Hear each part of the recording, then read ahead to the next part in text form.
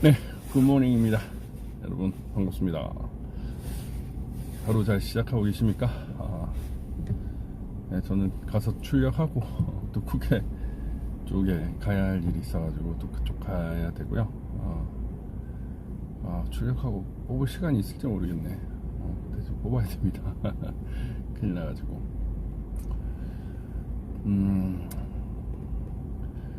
지금 어쨌든 이제 법원의 그 마지막 수들이 지금 보이는데요. 이놈들이 이제 뭘 하려고 하느냐. 네, 오늘 그 기사에 그 장낙원이를 장낙원 사법연수는 28기 28기였던 거. 가장 어린 가장 기수가 낮은 사람을 행정법원장이라는 요직에 앉혔습니다. 우리법연구회 출신이고요. 좀 이해하기 어려운 그런 행보를 했는데, 최근 행정 14부에서 그 결정해서 그걸 했죠. 기각 판결을 내렸던 사람이기도 한데, 우리법연구회 출신입니다. 우리법연구회 출신이고 28개. 법원장 기수로는 정말 어리고 또 행정법원장이 되게 요직이거든요. 그런 거 생각하면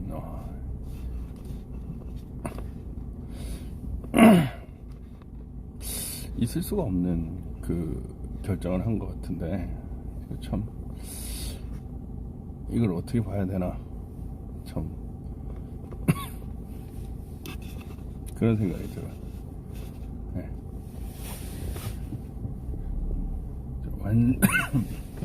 완전 김명수 라인을 임명을 시켜가지고 지금 행정법원에서 얘들이 추진하는 그 재판이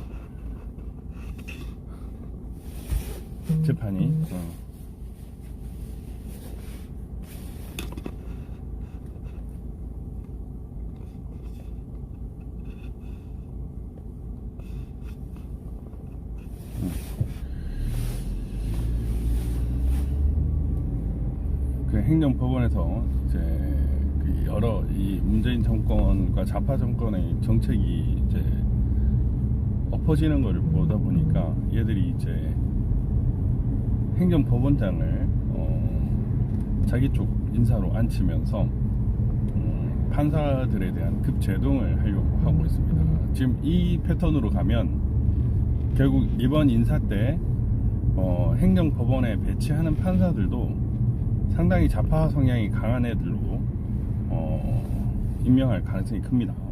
판결문을 나름 분석을 해가지고 이 판사 성향을 파악한 다음에 이 행정법원 판사에 많이 앉히려고 하는 거죠.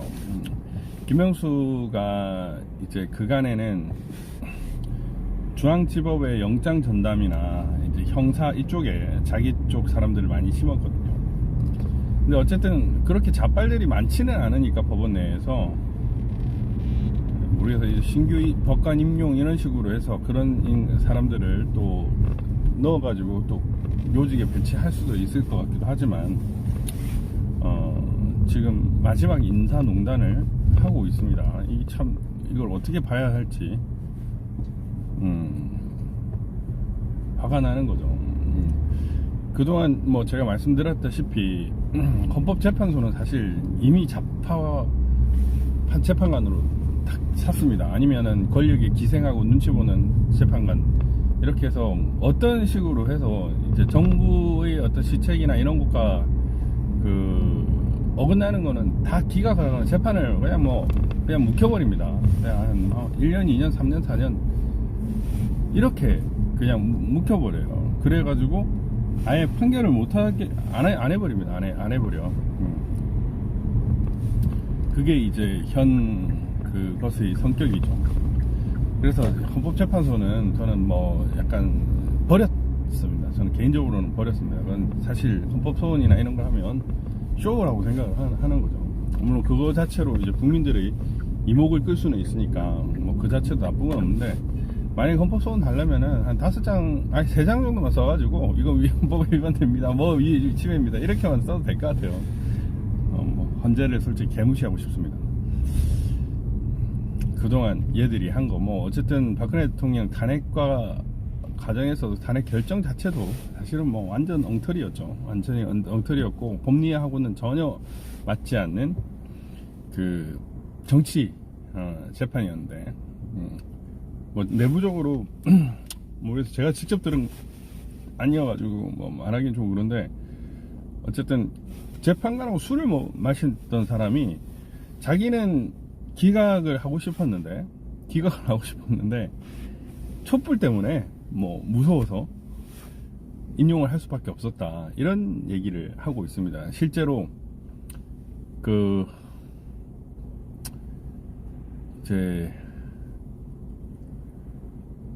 실제로 이제 뭐 내부 회의에서 뭐 이제 반대 의견을 표출하는 사람이 있었는데 이러면은 안 되니까 뭐 일괄되게 다 같이 인용을 해서 그래서 8대 0이 나왔다라는 얘기도 있는데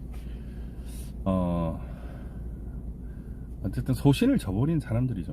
헌재가 그렇고 지금 일단 전국의 법원에는 그래도 공부를 하고 뭔가 판사가 되고 이렇게 하다 보면 결국 정의와 진실을 뭔가를 이렇게 살펴보는 사람들이 많잖아요. 많은데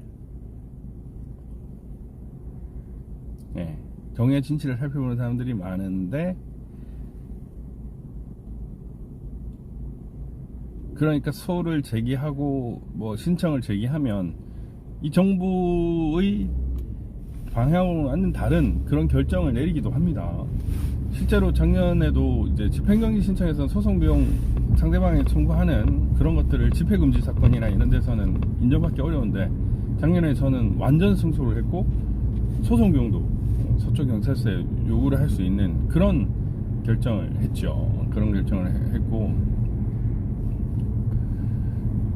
아무튼 뭐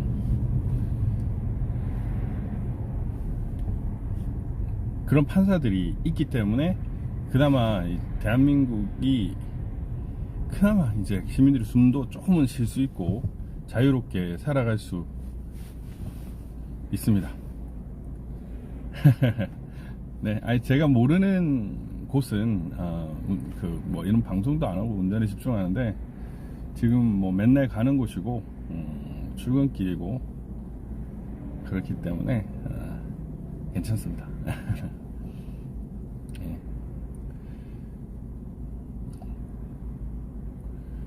조마조마 하지 마십시오. 네. 그냥 이게 유튜브가 이건 것 같아요. 그냥 운전한 제 옆에 사람 태우고 얘기하면서 이렇게 하는 거 있잖아요. 그 얘기하고 이런 거하고 똑같은 것 같아요. 여러분들 댓글이 음성으로 전달이 안 돼서 그게 좀 많이 아쉬울 뿐입니다.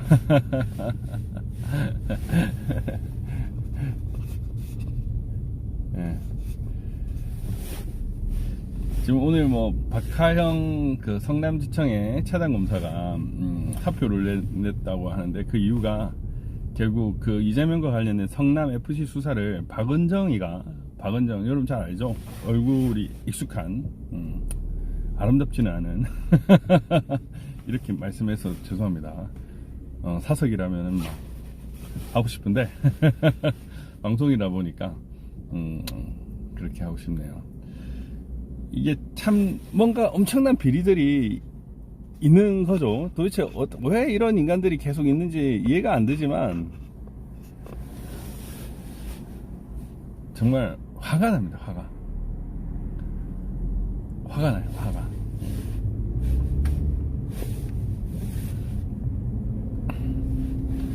그러니까 이게 성남지청장도 되게 뭐 좋은 자리죠. 그런 곳에 이 박은정이라는 또 사람을 그 사람 고발도 많이 당했는데 앉히고 이런 거 보면 진짜 이 정권의 인사농단은 정말 어마어마합니다. 예. 코드 인사를 배치하는 거 하는 짓이 참 진짜 열불이 나요. 천불이 나요.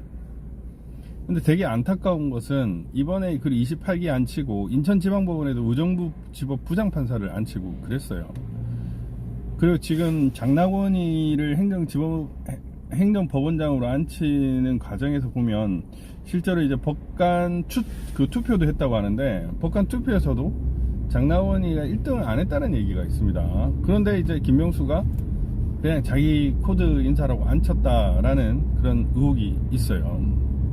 이런 거 보면 진짜 이 정권의 말로는 어떨까, 지금 하는 행태가 얼마나 나쁜가, 이런 것들을 바로 느낄 수가 있죠. 사실 보통 고등법원 부장판사부터 판사를 이제 법원장으로 앉히는데, 이 정권은 정말 파격 인사를 하고 있죠. 근데 파격 인사가 정말 뛰어나서 파격 인사를 하는 것이 아니라 사람이 없어서 그렇게 하는 거예요.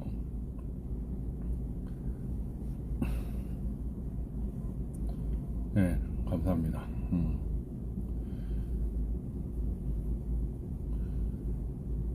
진짜 그런 것 같아요.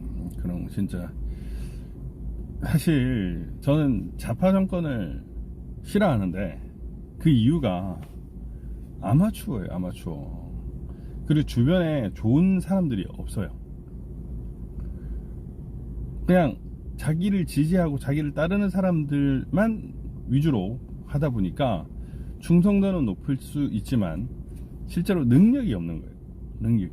그러니까 진짜 뭐 희한한 애들을 요직에 앉혀버리니까 나라가 제대로 굴러가겠습니까?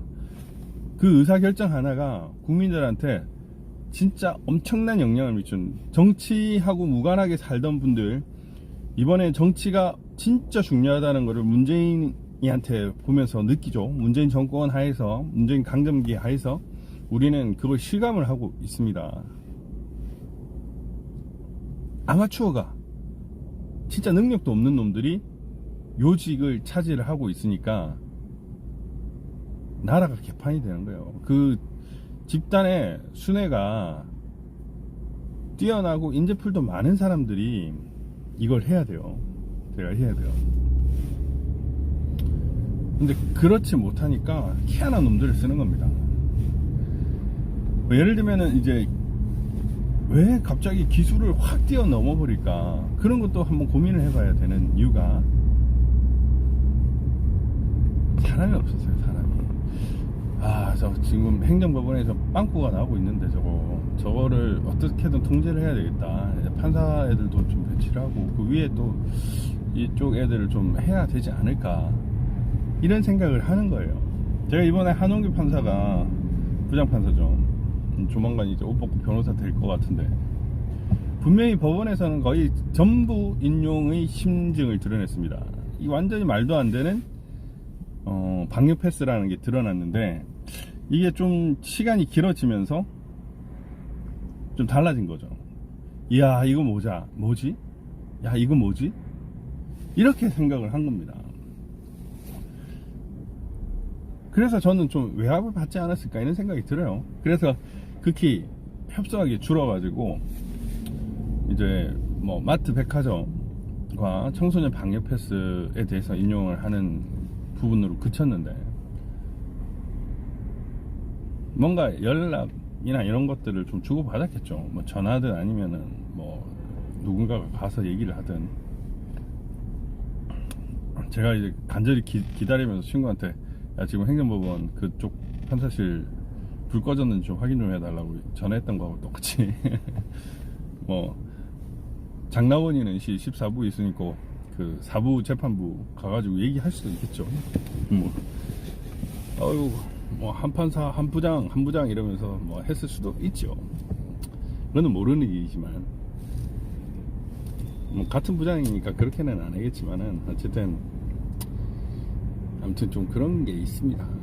보면은 수상하죠. 근데 어쨌든 뭐 20기, 21기, 22기, 23기 이런 쪽에 훌륭한 분들도 많은데, 그런 사람들한테는 이제 자기 성향을 느끼기 어려우니까, 자기 패거리라고 인식이 안 되니까 자기 패거리인 확실한 그쪽 성향의 사람을 법원장으로 앉히는 그런 인사 남용을 했다, 이런 생각이 들고, 이제 훗날 이 진짜 잘못된 이 인사는 한번 제대로 바로 잡아야 될 것 같습니다. 이거 바로 잡지 않으면 나라가 절단납니다. 절단. 사법부가 개판을 치면요, 이 진짜 답이 없거든요. 왜냐면 사실 소송 하나하나가 사람은 인생이 걸린 소송 아닙니까? 인생이 걸린 거 아닙니까? 뭐 변호사나 판사한테는 뭐 수십 개, 뭐 수백 개 되는 사건 중에 하나에 불과하지만 그 개인한테는 인생이 달린 거거든요. 그러한 것들을 성향이 뭐 진영 논리에 빠진 사람이 판결을 하고 실제적 진실이나 정의와 무관하게 그렇게 판결을 하면 이거는 말이 안 돼요. 말이 안 돼요.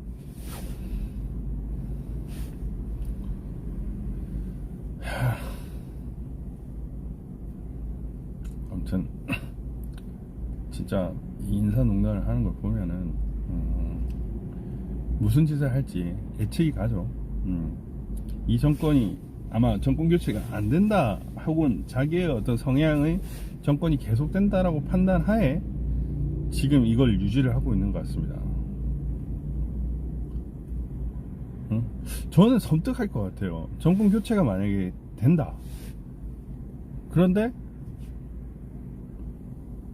뭐 이제 김명수의 재판 자행인 게 드러났다. 김명수가 지금까지 했던 행동은 바로 구속입니다.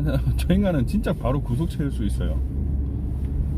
그러니까 영장 전담 판사들을 자기 라인으로 쫙 깔아놔야 되겠죠.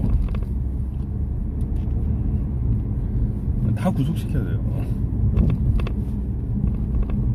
그러면은 그 김명수 라인에 있는 그런 인간들, 그러니까 다 옷 벗고 다 오랏줄을 받아야 되지 않겠습니까?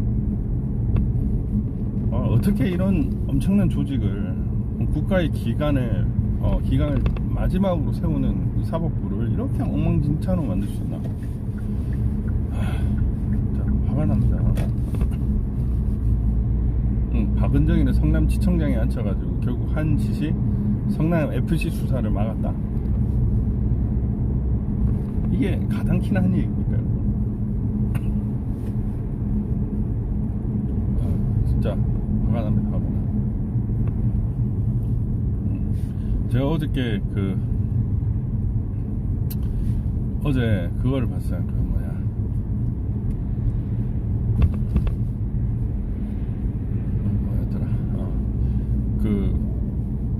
공갈죄로 고발을 하신 분이 있었어요. 원 M 파트너스를. 네. 그래가지고 손정민 사건. 근데 이거 각하대 각하 보니까 각하 이유를 보니까 뭐 원M 파트너스하고 동석자 이름이 개명한 것 같기도 하던데 오탄지 개명인지는 모르겠지만 뭐 종래 이름에 기억이 하나 더 들어가더라고. 그래서 이상하다 뭐 이런 생각이 들어가지고 보니까 수사도 제대로 안 하고 덮으려고 했던 게 바로 보이더라고요. 그래서 제가 이의 신청을 하십시오라고 얘기를 했는데, 이 곳곳에 정말 비리를 이렇게 막고, 비리를 막는 게 아니고 비리를 일소하고 청산하는 것을 막는 그런 무리들이 있는 거예요.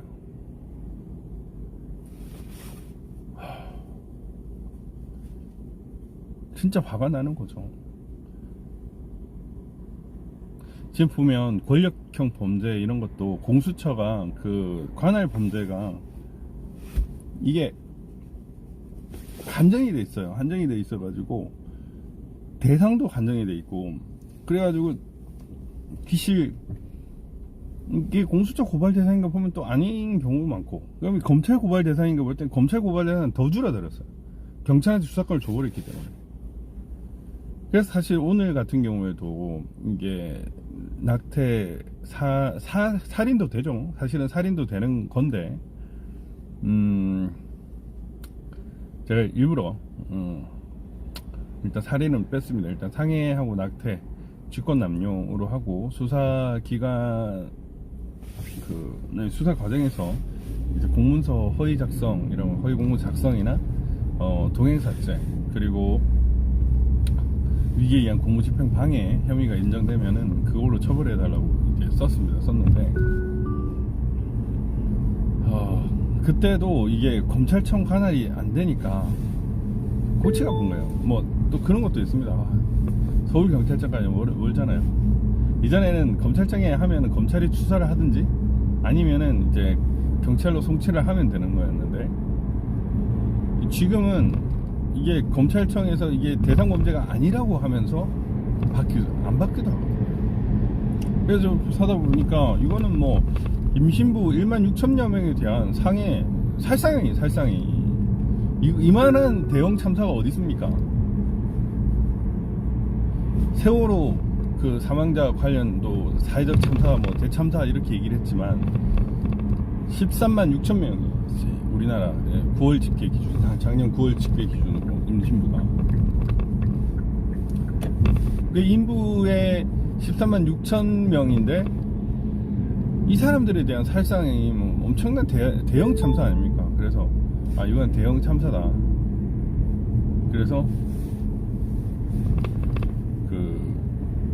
제가 검찰청에 있다, 이거는 고발할 수 있겠다 이렇게 해가지고 썼고,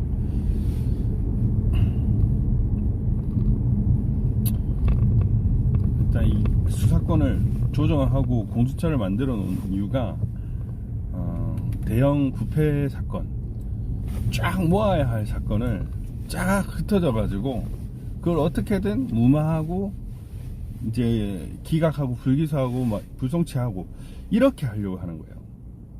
그래서 이놈들이 정말 뭐 수사권 조정이나 공수처 이렇게 하는 거는 결국 자기들이 장기 집권을 할 거라고 보고, 결국 부정선거가 전제되어 있다는 거죠. 장기 집권할 거라고 보고 자기들의 부패나 비리를 최대한 덮을 수 있는 수사 체제가 이거다라고 생각을 한 겁니다. 자기 말 안 듣는 놈만 이제 수사를 하고, 이게 지금 현재 존재하는 그들의 범죄예요. 그들의 체제예요. 예? 인권을 외치는데 인권을 가장 말살시킨 정부가 이 문재인 정권 아닙니까? 딱 그런 거예요. 아무튼 이런 걸 잘 인지를 하셔야 될 것 같습니다. 아무튼 여러분, 부정선거 막는 거 제가 강의안 만들었으니까 수사라님 조만간 강의를 하도록 하겠습니다. 네. 그래서 방송을 할게요. 방송을 해가지고 그렇게 할게요. 아이고. 그냥 저기 될게요. 저기 저기에 될게요. 저쪽. 저기 여기 저쪽 안으로 집어넣으니까. 아니 저기 저 앞에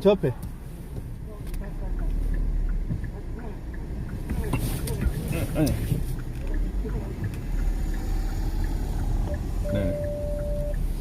어쨌든 여러분 그렇게 알고 계시면 될 것 같습니다. 제가 그 부정선거 강의안은 만들었고 지금 뭐 버전이 몇 개 있습니다. 그래가지고 그것도 공유를 하도록 하겠습니다. 지금 뭐 사실 참관인 오늘도 지금 그 임명장을 부득이 받으러 갈 수밖에 없는 상황인데 좀 조직을 몇 개 해놨습니다. 그 조직을 몇 개 했고 그 참관인과 선거관리위원 뭐 등등에 대해서 충실한 선거 감시가 되도록 제가 준비를 했어요. 준비를 했고